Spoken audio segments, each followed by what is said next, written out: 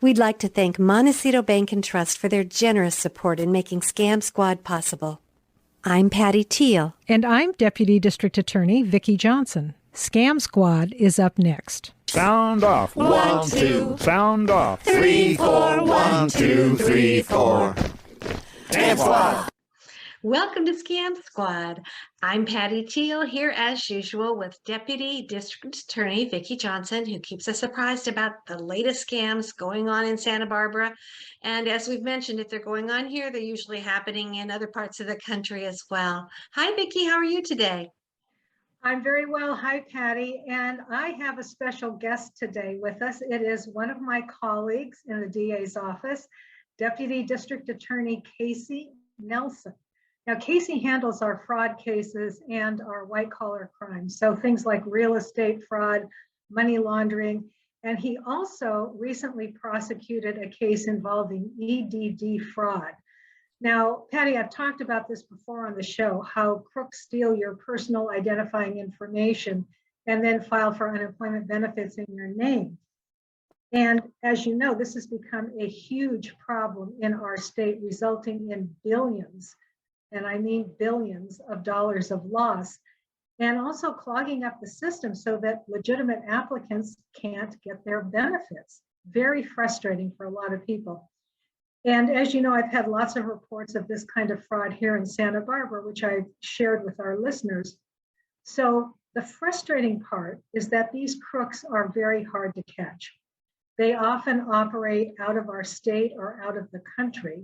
In fact, I just got a bulletin from Department of Justice. This was dated January 20th of this year, so very recent.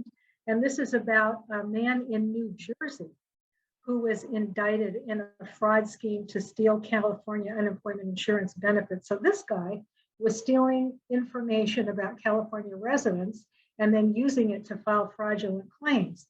They sometimes are operating out of the country. So it's very frustrating, these cases, because if we can't find them, obviously we can't prosecute them. But Casey is going to give us a success story for the day and tell us about the case that he prosecuted. And I think one of the most interesting parts of this story is how these scammers got caught. So welcome, Casey. So nice to have you with us here today. Thank you for coming on the show. Yes, welcome. Yeah, thanks for having me, Vicki and Patty. Appreciate it. Yeah. So just to get started, how many people were involved in perpetrating this scam? How many scammers were out there? So at least 5 that we know of. There's likely a few more who were sort of hangers on, but there are 5 who are primarily involved in the scam. Okay.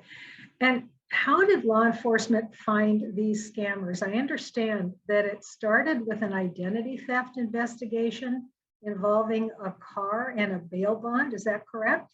Yeah, it was. It's actually kind of interesting. It didn't start off as an EDD fraud investigation for us. The Santa Barbara Police Department actually got a report of an ID theft on to purchase a vehicle on one of these newer purchase online type auto dealerships. And I think it was Carvana in this case, where a person had got a hit on their credit and it was for an auto loan taken out on Carvana, and it sort of just unfolded from there, where we got looped into the EDD fraud aspect of it. So the police department started off investigating this as an identity theft. And how did the identity theft investigation lead to the EDD investigation? How did they go from using identity theft to get a car to getting EDD benefits? So it's one of those interesting things. How a lot of these people get caught is they get a little greedy. And so they had actually had a pretty good scam going for a long time until they decided to do the car loan. So once the police department got notice of the car loan, they started to do a little bit more investigating, and they figured out that a EDD claim had been taken out in this particular victim's name as well. And so from there, they backed it in to the EDD aspect. And as it turned out, the EDD had been running something of a parallel investigation into this group of people for about a year. And then they just linked it together, and it turns out we were able to wrap them all up. So Yeah, it was an unusual circumstance. They just got a little bit too greedy. And I understand there was something involving a bail bond that. Yeah. So this particular group was actually fairly sophisticated, and so they were doing full identity theft with IDs, new bank accounts, very high quality IDs from China, and bank accounts, and they had used one of the stolen IDs to take out a bail bond in one of the victims' name as well, which kind of shows you that they got to the point where they were spiraling and making a lot of mistakes when we actually got connected with them. So Yeah. You know, Vicki and Casey, I want to take you back just one step, and it's possible that some of our audience are as ignorant as I am. I understand that it was an unemployment scam where they took people's unemployment, but I don't know what EDD stands for. California Unemployment Development Department. And it's one of those, it's one of those California agencies that changes their name periodically too. And so, and it's very convoluted, and there's lots of different aspects to unemployment and different ways you can take it out in different programs. But what people really need to know for the purposes of this is it's just unemployment claims. It's all run through the same program, through the same group. It's just under various technical names. But thank you for explaining that. Yeah. No. Thank you for bringing that up, Patty. So, Casey, which agencies were involved in the investigation of this case? I understand there were several different agencies. Right. So there was an investigation by the Employment Development Department, and they have investigators. They have actually sworn peace officers who are just the same as most police officers you see walking down the street. The Santa Barbara Police Department as well, and then as well as our officers, the investigators with our office. Okay. And I understand that at some point in time, search warrants were issued on these various defendants, and that other information was uncovered through these search warrants. Can you talk about that a little bit? Sure.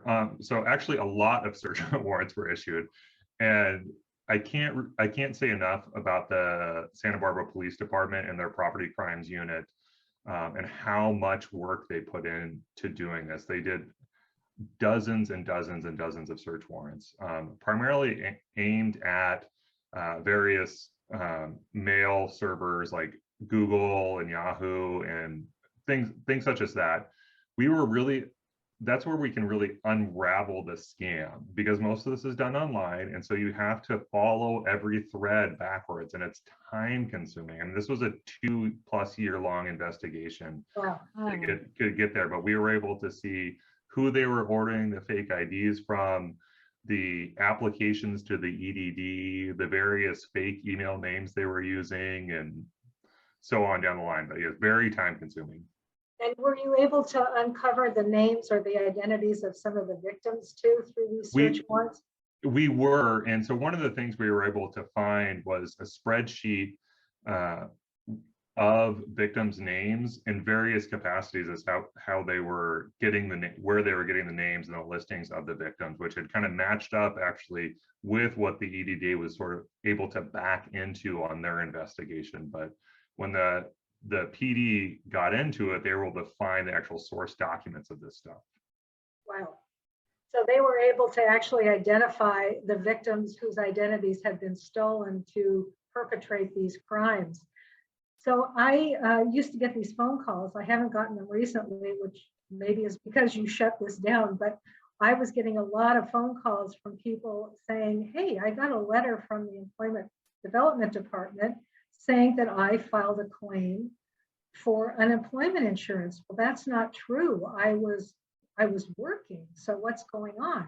And I had to explain to them that somebody had stolen their identity and somebody had filed for unemployment benefits in their name.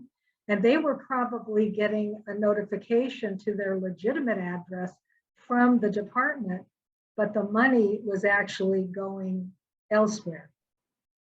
So the police department got the victim's identification from some of these search warrants. So how did the Crooks get the victim's personal information?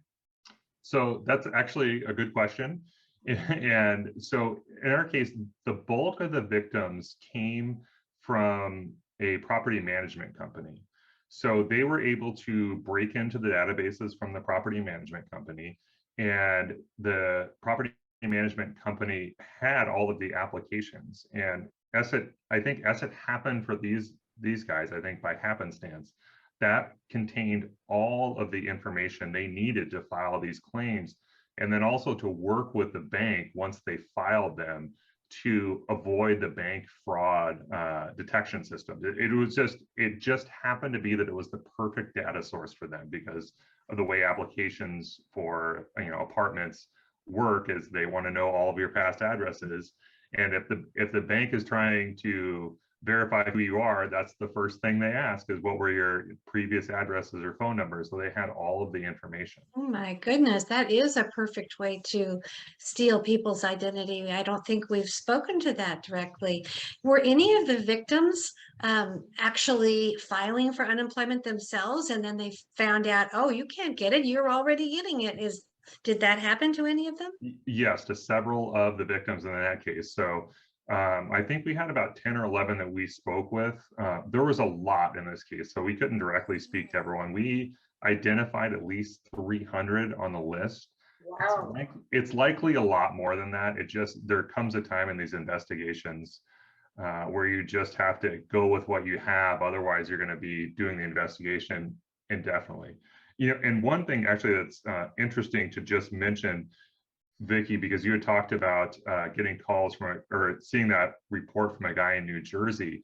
One of the actual first places these guys broke into was an auto dealership, their database back in New York, so on the East Coast, and they had several New York and New Jersey IDs and people's names that they were stealing. That was sort of the base entry into the scam, and then they hit the jackpot when they were able to get into the property management company out here. Amazing. And what kind of personal information specifically were they looking for to enable them to file these claims? I mean, I'm assuming name, address, social security number. Yeah, so that's kind of all you needed. The other part of sort of the perfect storm of this was it came about during a time when EDD was trying to process a lot and make the processing application easier for good reasons, but you get on the backside that they didn't have the ability to do the checking that they would normally be able to do if there's a much smaller amount of claims being made. So right. And do you have any idea about how many fraudulent claims were submitted, at least as it pertains to your case? Probably about 300. Wow. So we can assume 300 victims that you were dealing with? Yeah. Jeez. And what can you tell us, if anything, about the victims? I'm not asking about their names, but what were their occupations? What cities did they live in this area? So across the board, really, it was a big property management company they broke into. So we had, doctors, lawyers, students, teachers, stay at home, people. Santa Barbara is kind of one of those interesting places like that where you'll have, a doctor or an attorney who's building a new house, and so they'll rent a, multi-million-dollar house for a few months. So you'd have that side all the way down to a bunch of, UCSB students who were, getting their first apartment, so they could get in there, steal not only the students' information but their co-signers' information. So the parents as well. So these crooks left no stone unturned. No, it really worked out well for them, I think. And again, just by happenstance that they hit the right one. I don't know if they had planned and went to look for it. I don't think so. The way these sort of breaking into databases work is you just you'll set it to work automatically and just kind of scan through things. And you find you find an unlocked door one time and they go in and dig around and see what they can find. And they ended up with a good one. That's a good question. How do they get into these databases? I mean, are these some pretty sophisticated hackers, or how do they do it?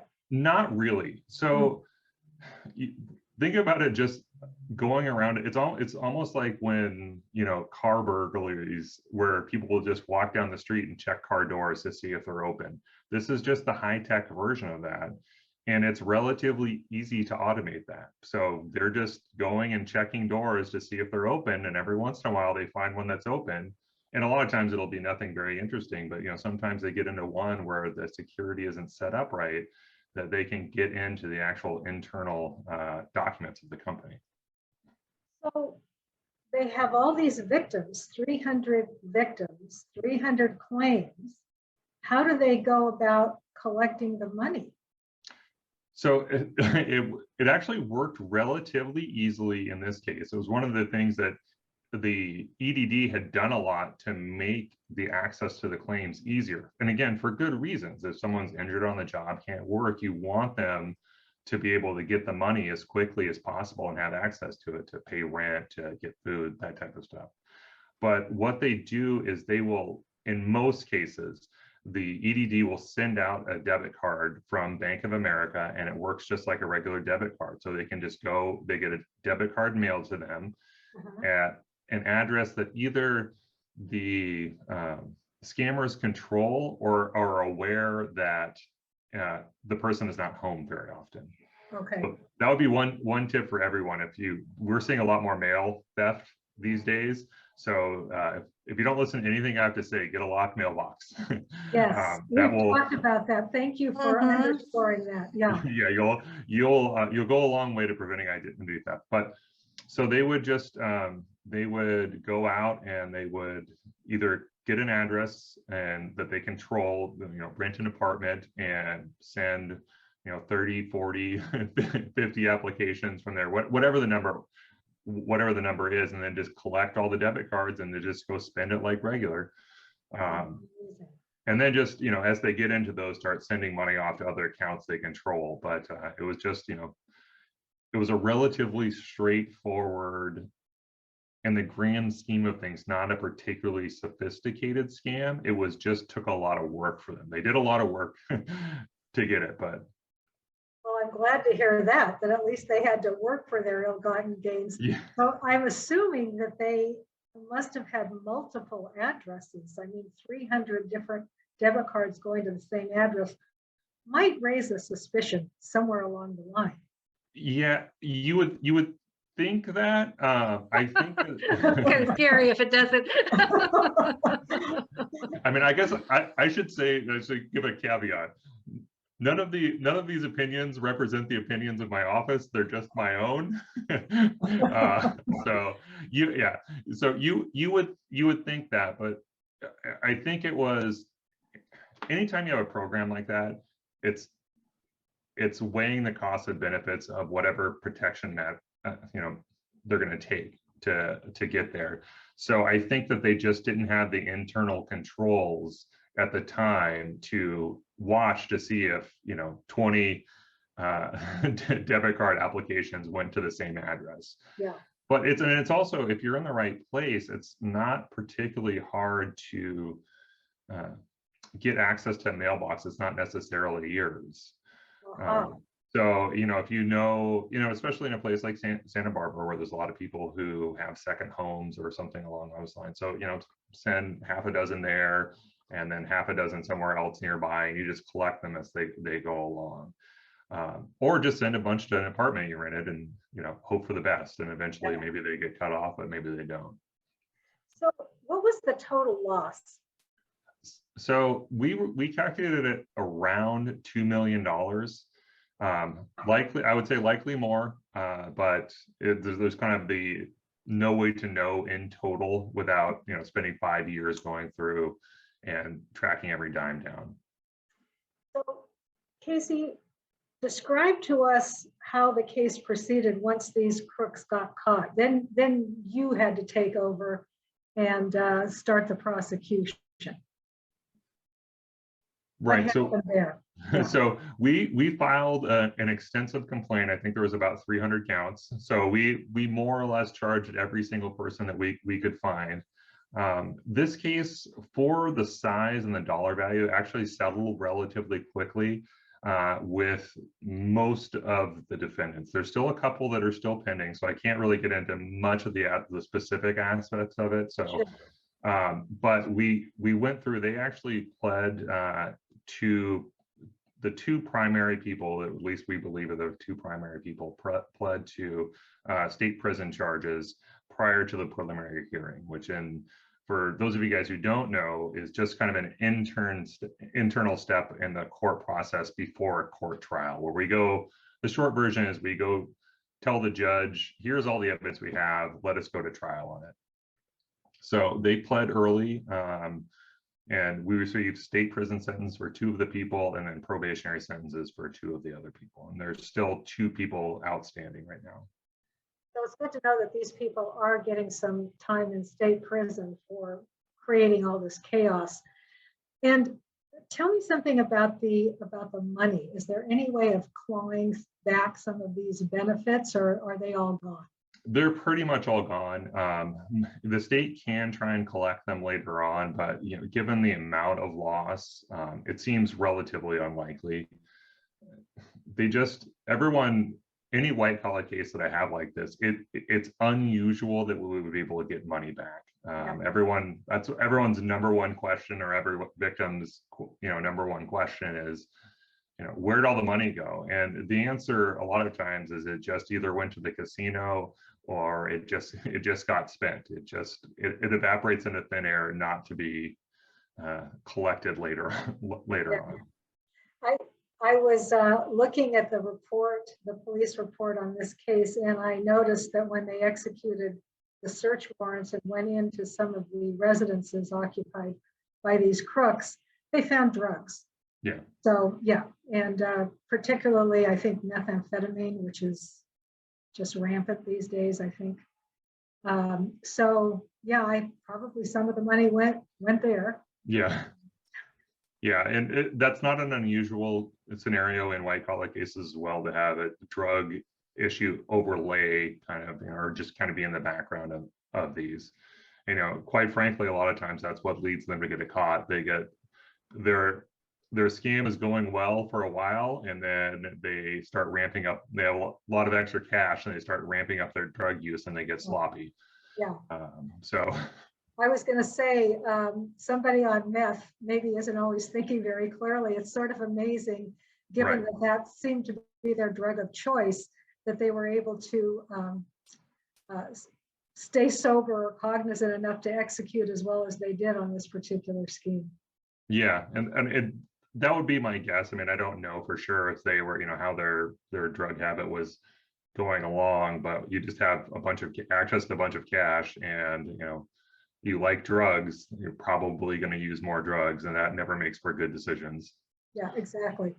Well, I found this to just be a fascinating case, and especially the way they were initially caught, because it had nothing to do with unemployment insurance benefits and the theft of those benefits. It had everything to do with identity theft. And like you say, they just got sloppy.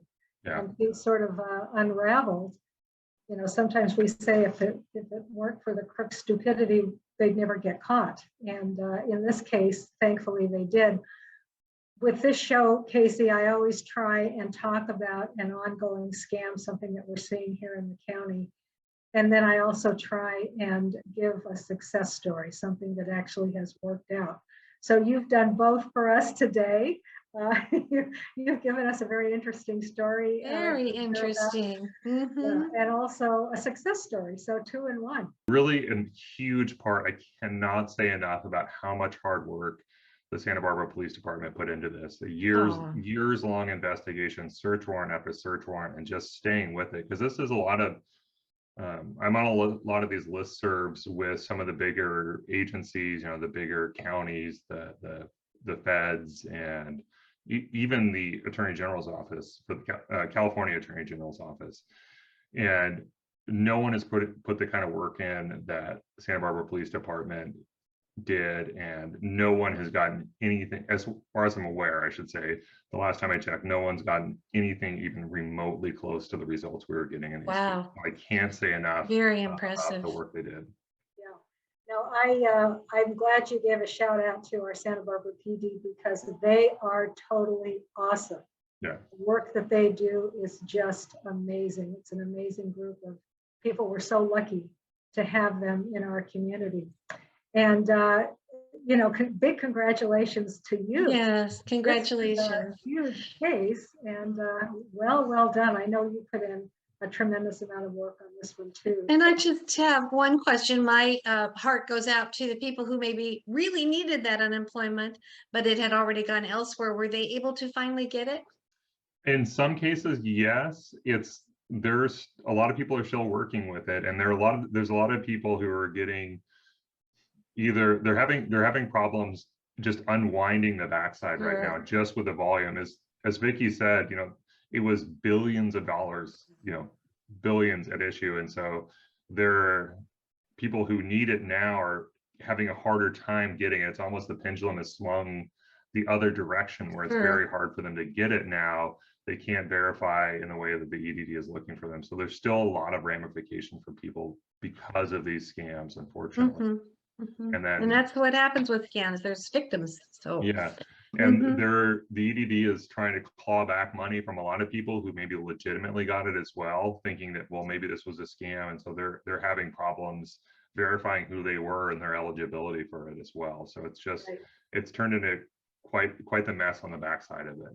Yeah, it is a huge mess. And I also want to thank you, Casey, for reminding people to get a locked mailbox or go to the post office, because so much of identity theft starts just with people, crooks, going up and down the street and emptying mailboxes. Yeah. We have a video of that actually, where we captured some crooks doing that. And it's the simplest thing, and they really don't need that much information to steal your identity. It's incredible how little they actually really do need to do something like this. So please, everybody, what I do when I write out my checks, and I still do write out my checks the old-fashioned way, I go into the post office, I walk to the front of the line, I have my stamped envelopes, I put them right on the desk in front of the post person, and walk out. And that way I know that they're going to be mailed, at least mailed safely. So please either get a locked mailbox or just go into the post office. Don't trust an open mailbox.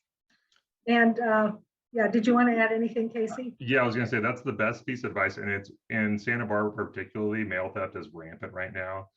And the other thing you can do, if you think you've been a victim of identity theft, the California Attorney General's office has step-by-step guides on freezing your credit. One of the great things about being a California resident is you can freeze your credit, and it's very easy to do with the 3 main bureaus, and that will stop a lot of these scams. So check that out. It's on their website. It's easy to follow directions. Good. Yeah, that's a good tip.